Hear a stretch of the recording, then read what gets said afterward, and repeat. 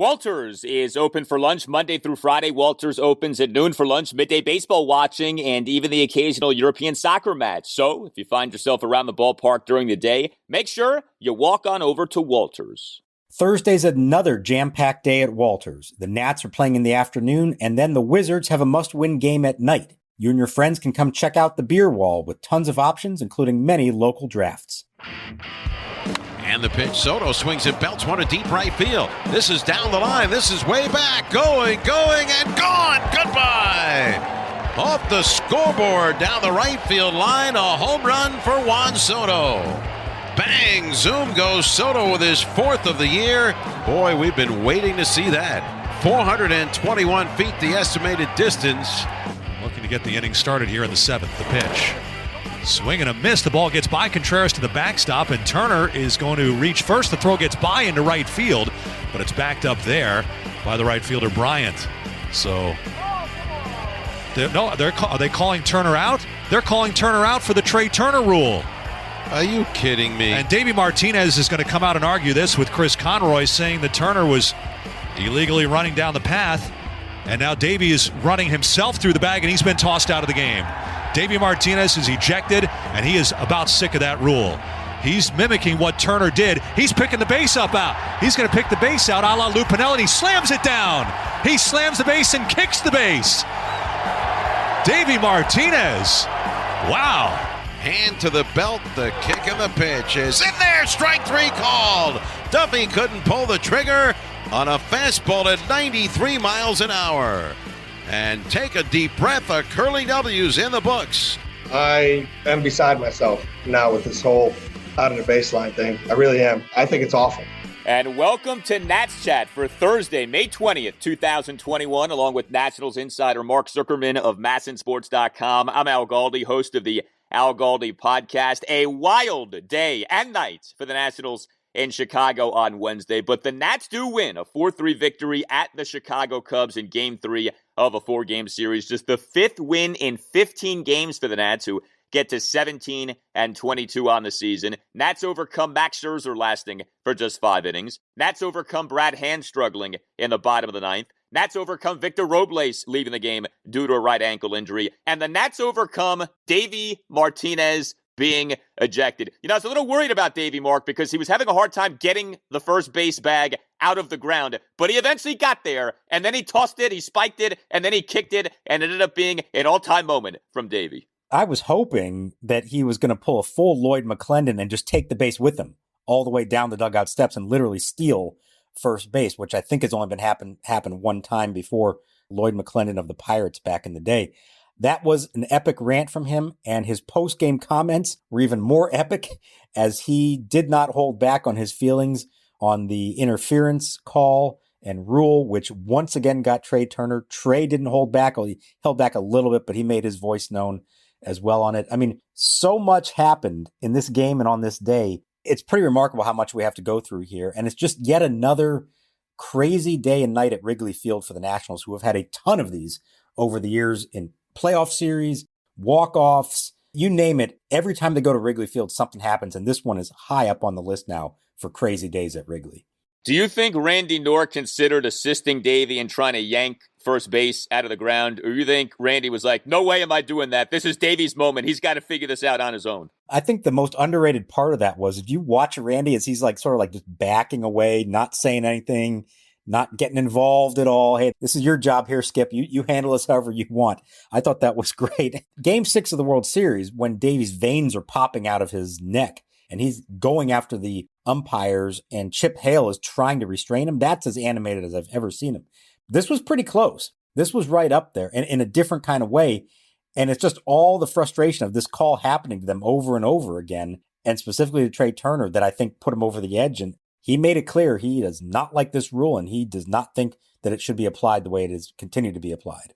It's such a weird rule. I mean, let's just get to it right now. So Trea Turner in the game gets called out. This was in the top of the 7th inning, called out for running inside the first base line and attempting to get to first base on a wild pitch on a swing and miss strike 3.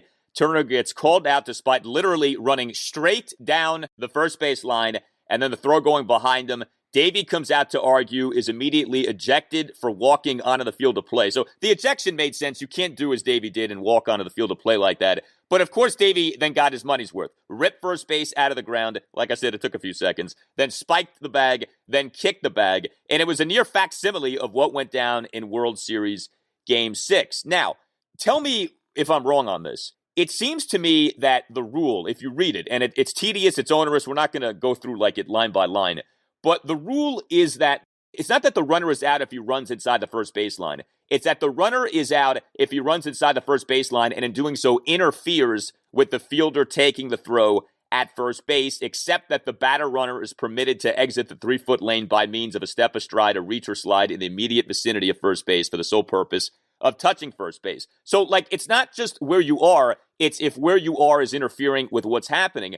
I don't see the interference happening. I totally understand where Davey's coming from. This is a judgment interpretation of the rule, and it seems like it's not being interpreted properly. You are correct in everything you just said there, and this is officially, if you want to look it up, Rule 5.09A11 gets that detailed, and there's a lot of things in Rule 5.09A, all the different ways that a batter can be called out. This is the specific instance here. And the key there, as you said, is there's two things that have to happen. Number one, the umpire has to see that the runner is not in the 3-foot wide baseline. Number two, in his judgment, he has to determine that he did interfere with the fielder taking the throw. Now, on this play, and I would argue the same thing from the World Series game, he was going to be safe no matter what.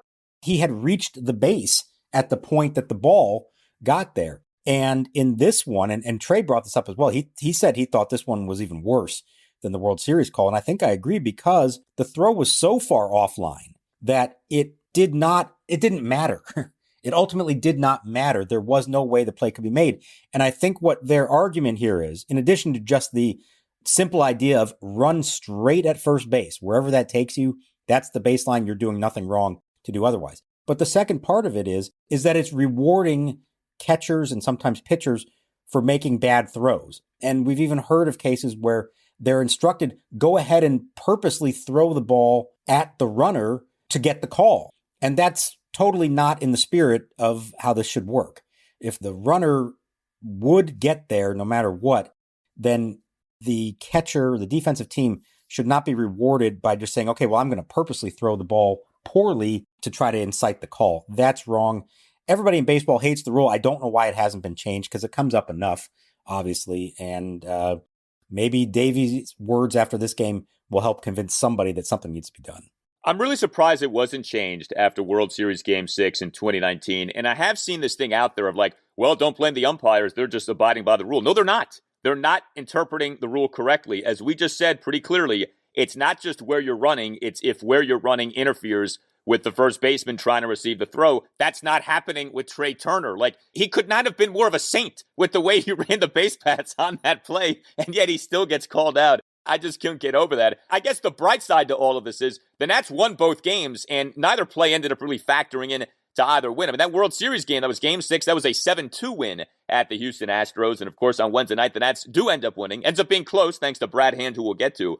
But it does end up being a 4-3 win. And Trea does end up having a good game. It's funny, the Nats offense, again, was not great, but Trea Turner was very good, Juan Soto was terrific, and Victor Robles was good. That 9-1-2 setup for Davey Martinez actually played out well for once, so good to see that with Trea. But, to me, it would be one thing if the Nats lost the game. They won it, and so we can kind of almost laugh about this. It's just absurd that this rule is still not being applied properly. Forget about changing the rule, although I agree with you, it should be changed, but apply the rule properly. That's not happening in these instances.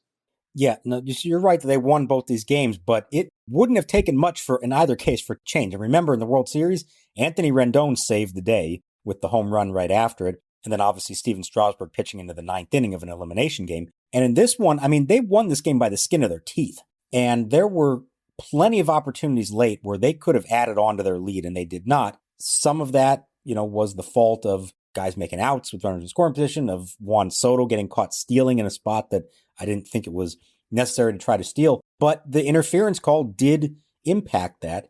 If he is allowed to stay at first base on that play, Soto comes up in singles, and later in the inning, Schwarber walks. There was a chance to add on there in the 7th inning. Ultimately, it didn't cost them, but they weren't very far away from that play and that call absolutely costing them this game. That would have been a killer to lose that game on Wednesday night. Thankfully, the Nationals did not. Trea for the game, 2 for 5 with 2 singles, an RBI, a stolen base, 2-run 30 as a 1-out ribby single despite having been down to the count of 1.02, has a stolen base, also has a single in the top of the ninth. Are you interested in buying or selling your home? Support for Nats Chat comes from Rachel Levy of Compass Real Estate. By focusing on the personal parts of the real estate process and using technology to simplify the rest, Rachel seamlessly guides her clients through their experience. Rachel uses her deep local knowledge and exceptional customer service to advocate for her clients all across D.C., Maryland, and Virginia. To learn more, follow her on Instagram at RealEstateRachel. Hey Nat Chat listeners, Tim Shovers here to tell you about Sunday Scaries CBD gummies. If you struggle with sleep like myself and you stay awake at night and stare at the ceiling and you're always looking for new ways to help you fall asleep, this is a route to go. My head hits the pillow and right away I go to sleep. That hasn't happened to me ever before my entire life. Fortunately, it's because of Sunday Scaries. They make products specifically for overthinkers and night owls like myself. Sunday Scaries CBD gummies help me decompress, clear my head, and fall asleep so I can actually wake up and get on with my business the next day. Nat Chat listeners, we got a special promo offer for you. Go to sundayscaries.com, type in the promo code NATSCHAT, and get 25% off your first order. That's 25% off your first order if you go on to sundayscaries.com and type in the promo code NATSCHAT. Again, sundayscaries.com, promo code NATSCHAT. Save 25% off your first order. A runner going from first. They'll throw on through the tag, and Soto is out. Juan Soto. So there was good and there was not so good. So first of all, the good. 3 for 5 with a homer and 2 singles. The homer was something else. Soto blasting a full count leadoff homer in the top of the 5th on a ball that went off the right field scoreboard, off him having been down on his left knee. It looked like he was proposing. No, he wasn't proposing. He was hitting a home run off the right field scoreboard. The homer winner projected 421 feet per StatCast. Soto in the game also with a 1-out single on a 1-2 pitch in the Nats' 2-run third and a 1-out single on an 0-2 pitch in the top of the 7th. As a hitter, Juan Soto's having a very nice series. Remember, he had a double in the previous game. He's had a couple of singles prior to this game on Wednesday night. But there was the boo-boo that you just referenced, and this drove me nuts watching this. Another caught stealing for Juan Soto. Andrew Stevenson is on third. There's 1 out. It's the top of the 9th inning. You sure could have used a tack-on run at that moment. And Soto gets gunned down on a bullet of a throw, yes, by the Cubs catcher Wilson Contreras. But that's the thing. These guys are major league catchers. They have good arms. And this trend now in baseball of catchers throwing behind runners so that they can be tagged prior to coming in contact with second base, that's a thing. So Juan Soto, who's not exactly Ricky Henderson to begin with, gets caught stealing again. He's now 1 for 4 on stolen bases on the year. It's been a while since we've done a rant on the Nationals making unnecessary outs on the base pass. That has kind of calmed down. But man, that was a bad one, I thought, on Wednesday night. Yeah, I agreed. He was trying to say that he thought, he saw it, he went for it, he felt like it was worth the risk and that it was a good throw to get him. But in that spot with a runner on third and only 1 out, it just did not feel like there was enough benefit to it. You're trying to score one. That's a manufacture a run kind of inning, not we need a big inning here. To get from 4-2 to 5-2 would be huge. Now, who knows what happens after that, whether Josh Bell would have driven in Andrew Stevenson from third or not, but at least give him the opportunity just to hit a fly ball and bring the run home. So that was a bad one, but that was the only bad thing Soto did in this game. And I do think what he did at the plate was real significant. At a point there, he was 5 for his last 7 with 3 singles, a double, and a homer, and hitting the ball with authority again, hitting the ball in the air. And I think you said he went down on a knee that looked like he was proposing. I think he was proposing to Nationals fans to say, hey, don't give up on me. Stick with me, everyone. I can still do this for a living, because he looks, at least in the last couple of days, like the real Juan Soto again. That homer was awesome. I watched the replay of that about 15 times. That was one of those majestic, Ruthian clouts that a guy like Juan Soto is capable of. It was great to see that. We, of course, have been begging for that. More power, elevate the baseball. Soto elevated the baseball and then some on that homer. So great job there. And then Victor Robles. So an eventful night for Victor. He goes 2 for 3. He has a 1-out double in the Nats' 2-run third, has a 2-out full count ribby single in the top of the 4th, despite having been down to the count at 1.02. And this was a spot to me where Robles batting ninth, the pitcher batting eighth, almost cost the Nats because Max Scherzer came up with a runner on second, one out, ended up grounding out. Thankfully, Robles then followed that with his hit. But, that to me is one of the dangers of Davey continuing to do this, batting pitchers in the eighth spot. But Robles delivers there. Also gets credited with another outfield assist, bottom of the second. Eric Sogard thrown out at home on a relay throw by Trea Turner from Robles on the 2-out RBI single by Nico Horner. But Robles gets hurt, a right ankle injury. Gomes will jog in and score. Robles trips going around first, and he's hurt. Hobbling back to first.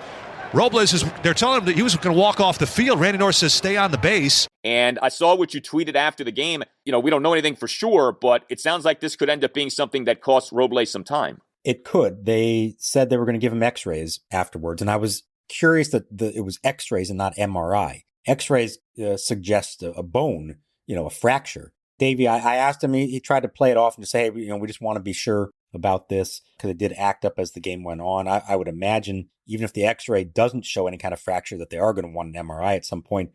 I'd be really surprised if he plays Thursday afternoon. It's a quick turnaround to the series finale. But watching that play live, he's rounding first and he went down, non-contact. And I had this thought, and I think a lot of people had the same thought, oh no, Achilles. It looked like that kind of a play. And then Paul Lassard, the head trainer, comes out, starts working on it. You're thinking, okay, maybe it's not that.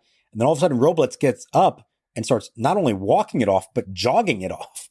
And he stays in the game, which I was stunned at. And, honestly, I felt like, and I tweeted at the time, don't be surprised if he ends up leaving this game at some point because it's going to start to swell up. He's probably running on adrenaline at that point. And sure enough, there was a play in the field later where he wasn't able to really go all out for it in center field. And you kind of thought, okay, that might be the sign, and he came out of the game. So let's see. Hopefully it isn't anything serious because he had a really nice game. He is starting to pick things up a lot, and they cannot afford to lose him for any amount of time. But props to Andrew Stevenson for a great diving catch after he replaced him and a play that Robles probably could not have physically made.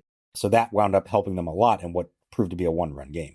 Yeah, Stevenson comes into the game, makes a Robles-like catch, a terrific diving forward backhanded catch in shallow center field on a one-out flyout by Chris Bryant with a runner on second, one out, and the Nats nursing a 4-2 lead in the bottom of the seventh. And then Stevenson channeled his inner Robles by drawing a leadoff hit by pitch in the top of the ninth inning. So, we know Stevenson is capable of. He's been a really nice player for the Nationals off the bench the last few years, but to see him make that instant impact, it's so funny. It's such a cliche in baseball, right? The ball will find you when you get thrust into a game. It does seem to happen a lot, and it happened clearly with Stevenson on Wednesday night. Yeah, no, it absolutely did. And like I said, if Robles is still in the field, I don't think he's able to make that play. He's probably not going all out for it the way that Stevenson did. So smart move there. A little bit of an underrated part of this game. Maybe we're going to get to some of this also. But once Davey's ejected and Tim Bogart takes over as bench coach, I thought he did a really nice job managing the end of this game, the way he used the bullpen, bringing in Daniel Hudson for a key spot in the seventh, then getting him into the eighth, the defensive changes. I thought that was a very nice job. And I know Davey's in communication with them and they mapped things out before the game and during the game. So I think he was doing what he felt Davey would have done. But in what proved to be a very tight game that one little mistake could have cost them, I thought Tim Bogart did a nice job managing the last few innings. Yeah, I wanted to ask you, when a guy gets ejected as Davey was, he's only in the clubhouse or in his office. Can't he be communicating with Bogart and just telling him what to do? There are ways to do that, the little chain of lieutenants along the way that you can yell things out to. But he said he was in the office. So sometimes the guy was sort of like hide right behind the dugout tunnel. There's the famous Bobby Valentine incident where he shows up with the eye black mustache and everything. Davey said he was in the office, and I'm wondering, because this is at the same time this is all happening, was he watching the Nats game or double overtime of Caps and Bruins? Ugh. Maybe that got him so fired up, the end of that game.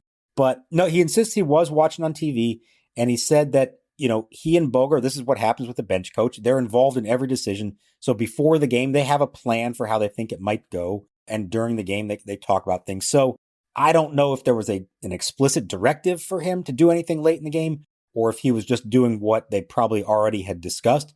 But I thought it was telling that they did use Hudson in the seventh inning against the heart of the Cubs lineup, and that proved to be huge. Those were two really big outs, and then Hudson came back to finish out the eighth, and that at least gave Brad Hand a little more cushion for the ninth because, boy, he needed all the cushion they could provide him in a very tense bottom of the ninth. He absolutely did. I mean, as good as Finnegan and Hudson were, and Hudson, I mean, you can't say enough about this guy. He now has an ERA of 1.29, a whip of 0.71 on the season. Brad Hand, I mean, that should not have been the stressful ninth inning that ended up being. Brad Hand needed to throw 25 pitches in that bottom of the ninth inning. Ultimately only gives up one run, but ultimately has a bad outing for a fourth time in 5 appearances. So we're back to having the conversation now about what's going on with Brad Hand off an outstanding start to his season. That's what's so kind of surprising about this. Hand giving up a 1-out solo homer to Javier Baez and a 2-out single to Chris Bryant. Now, what's kind of funny is that Hand also had 3 strikeouts. He struck out the other 3 batters he faced, Nico Horner, Jock Peterson, and pinch hitter Matt Duffy. But like I said, Hand threw a ton of pitches in that inning, including 8 pitches apiece to Peterson and Duffy. Hand got behind Peterson 3-1. So it was not an easy breezy ninth inning for sure. Ultimately, the Nats come away with the win. But like we were saying, you weren't that far off from this game being a loss. No, you weren't. And that was a strange ninth inning because, like you said, the 3 strikeouts, he made some really good pitches in some big moments there. So I don't want to make it sound like he was a disaster. This was not like the Yankee series where he couldn't find the plate at all. That wasn't the issue. He gave up a homer to Javi Baez, who will swing at anything and has the ability to hit anything out. And then the single to Bryant. So, I mean, those are a couple of really good hitters. You know what bugged me the most about it? We talked about Soto getting caught stealing in the top of the ninth. The way they just let Chris Bryant steal second without a throw, like they didn't even care about it. That's the tying run with 2 outs in the ninth. All of a sudden, a base hit scores him and ties the game. I get it, like your focus, you just need to get the hitter out and the game's over, but pay a little attention to the runner. Don't just hand him a base. Make him earn it. And it didn't feel like they made him earn that one at all. And Gomes has been great at throwing out attempted base stealers so far this season. Right. You know, it's not Suzuki back there. Like, you got a guy who's been awesome when it comes to that so far this year, and for whatever reason, you choose not to attempt to throw him out.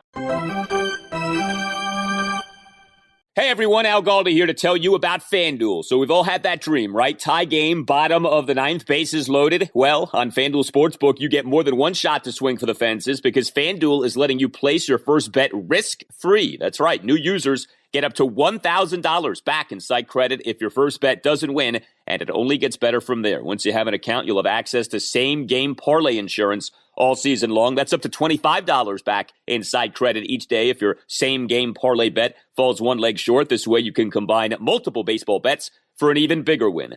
Games on Thursday afternoon include the New York Yankees at the Texas Rangers at 2:05. The former Nats prospect Dane Dunning is starting for the Rangers. The over might be the play there. There's a reason that FanDuel Sportsbook is America's #1 sportsbook. The app is simple to use. They've got great odds on all different betting markets, unique fun bet types like same-game parlay and always-on promotions to let you get more action out of every game day. And when you win, FanDuel will pay you your winnings in as little as 24 hours. Just download the FanDuel Sportsbook app and sign up with promo code CHAT to get in on the action. That's FanDuel Sportsbook, promo code CHAT. 21 plus and present in Colorado, Iowa, Illinois, Indiana, Michigan, New Jersey, Pennsylvania, Tennessee, or West Virginia. First online real money wager only for risk-free bet. Refund issued as non-withdrawable site. Credit that expires in 7 days. Restrictions apply. See terms at sportsbook.fanduel.com. Gambling problem? Call 1-800-522-4700 in Colorado. 1-800-BETS-OFF in Iowa. 1-800-9-WITH in Indiana. 1-800-270-7117 for confidential help in Michigan. 1-800-GAMBLER. New Jersey, Pennsylvania, Illinois, Virginia. Tennessee, 1-800-889-9789, or in West Virginia, visit www.1800gambler.net. Max is ready for the 3-2 pitch. There goes Peterson, the delivery. Struck him out swinging with a fastball at 97, and Max Scherzer's all alone in 19th place on the all-time strikeout list. He is past Jim Bunning, career strikeout 2,856 for Max Scherzer. Well, this doesn't happen often, but in a Max Scherzer started game, Scherzer's like the C topic in our Nats Chat podcast, but that's kind of the way things went on Wednesday night. Second straight game in which Max Scherzer doesn't eat up a lot of innings. He only lasts 5 innings in this game on Wednesday night. Does allow just 2 runs. I mean, it's not like he got shelled or anything like that, but he threw 100 pitches over the 5 innings, 66 strikes versus 34 balls. He had the high pitch count really for 2 reasons. Number one, a lot of walks uncharacteristically, 4 walks for Max Scherzer. He came into the game having given up just 8 walks over 8 starts on the season, has just 4 walks in just the game on Wednesday night. Only gave up 5 hits, all of which were singles, many of which were like fluke bloop singles. So again, it's not like he got tattooed, but he also had 8 strikeouts, which is great, but the pitch count was driven up. He had a milestone strikeout. He got past the Baseball Hall of Famer Jim Bunning for 19th on MLB's all-time career regular season strikeouts list. But, that was a shame of this game, too, is that here you have Scherzer. He's not coming off a game in which he threw a bunch. And in this game, you're only able to use him for 5 innings because, again, that pitch count got so high. Yes, remember how I think in our preview of this game, I brought that up, that it was the shorter outing for him in Arizona. Maybe they pulled him early and that would allow him to extend a little bit in this game. Well, I was wrong. That didn't happen at all. I thought at the end of the 5th, at 100 pitches, maybe they would let him go back out. But he used up so much in that 5th. That was the definition of a high-stress inning there. 34 pitches, facing some tough hitters, long at-bats. I mean, he got out of it to his credit and only gave up the 1 run. But I think they just realized that he was spent after that and no reason to try to push it, at least this early in the year. But that was a grind of a start for him. And, the amazing thing is that it's Max Scherzer, and on a night when he clearly had to grind his way through it, he still only gives up 2 runs and he strikes out 8 in 5 innings. That's just how good he is. The other thing that struck me about it was that, I think we mentioned this one too, going into this game, he'd only given up 12 earned runs this year. 11 of them had come on home runs, and the 12th one came on that fly ball that Robles lost in the sun at Dodger Stadium. Teams do not produce rallies against him. They do not get 3-4 hits in an inning to score runs. And this was the first time all year that he was singled to death, if you want to call it that. A couple singles in the 2nd, 3 hits in the 5th. And again, to his credit, he was able just to minimize it to the 2 runs. So he didn't give up the long ball, which was great. But this was an unusual Max Scherzer start. This was, in a lot of ways, just not a typical Max Scherzer start. No, and it reminded me actually in some ways of the Patrick Corbin start the previous game, in that Corbin got BABIP'd in that game. And I thought that happened to Max on Wednesday night. I mean, you go back to the 1-run bottom of the 5th for the Cubs, the 1-out broken bat single by Jake Arrieta, the Cubs starting pitcher, on an 0-2 pitch. I mean, Arrieta had no business getting a hit in that spot, and yet he did. The Ribby single in that inning with 1 out, the blooper by Ian Happ to center field. I mean, again, an excuse me kind of thing that ends up being a hit. So that happens sometimes. You'd say, well, that happens to guys who don't miss bats. Scherzer does miss bats. He did miss bats a bunch on Wednesday night, 8 strikeouts. But in those instances in which he did miss bats, unfortunately, he got to a certain extent. But the Nats are able to come through with the win. They will not be the victims of a 4-game sweep at the Cubs, thankfully, and now can actually forge a 2-game split in the series. Game 4 at the Cubs, 2:20 on Thursday afternoon. Joe Ross versus Trevor Williams. Williams, another one of these opposing pitchers facing the Nats. He struggled this year, 6.27 ERA over 8 starts. I would ask you, Mark, if Joe Ross is pitching for his spot in the rotation, but that apparently has been put to the side. It is amazing in baseball and really in sports how so often situations kind of work themselves out, right? All this conversation about, well, Steven Strasburg is coming off the 10-day injured list. What's going to happen to Erick Fedde? How is it going to play out? On Wednesday, as if the baseball gods are watching and mocking all of us, the Nats put Fedde and Tanner Rainey on the COVID-19 injured list due to one of them having tested positive for COVID-19 and the other guy having been deemed a close contact. We do now know which one is which, thanks to Max Scherzer's post-game Zoom press conference.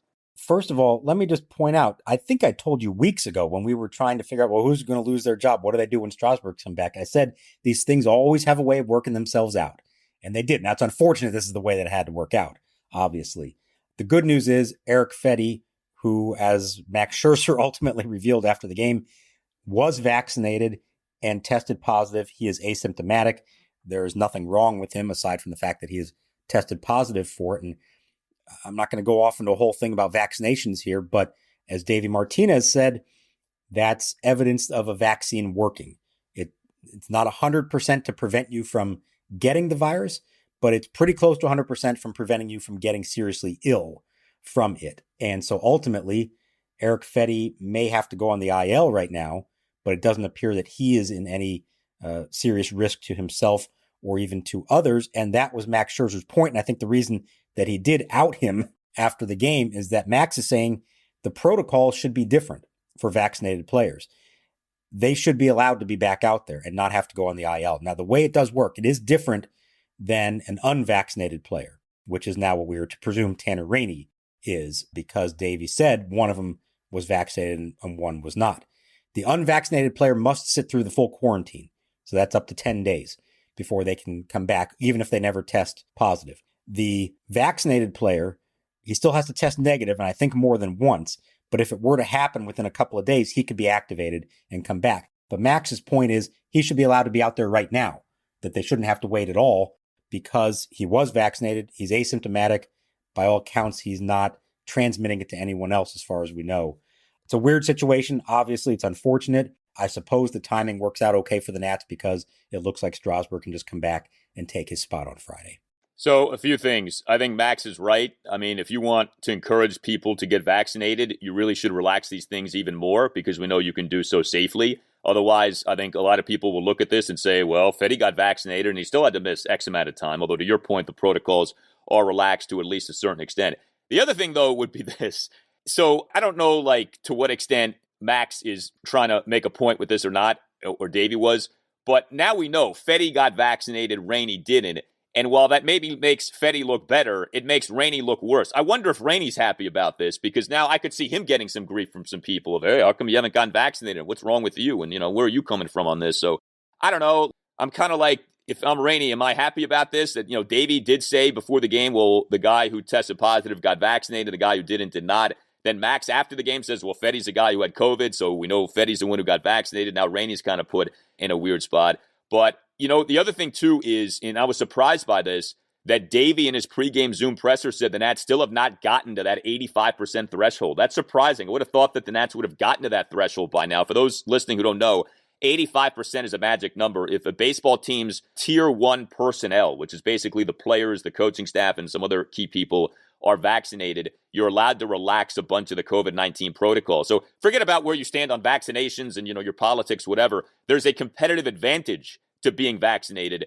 And the Nats, it looked like we're getting there. I remember there was a day on which, where Davey said a bunch of guys got the vaccine, but they're still not there. And this Fedde Rainey thing is kind of a reminder of, if you do get there, there's a real advantage to that. We obviously already went through something like this with the Nats earlier this season. Everyone is sick of talking about COVID-19 and the protocols, etc. But here we have to go again, at least to a lesser extent, with the Nationals and the COVID situation. And I think that's why Max said what he did. Max is very calculated with these things. He knew he wanted to say that. It didn't just come blurted out by accident. He knew he wanted to make that point. And I think it may be in part, number one, because he doesn't like the rule and the protocol that Fedde, it has to go on the IL.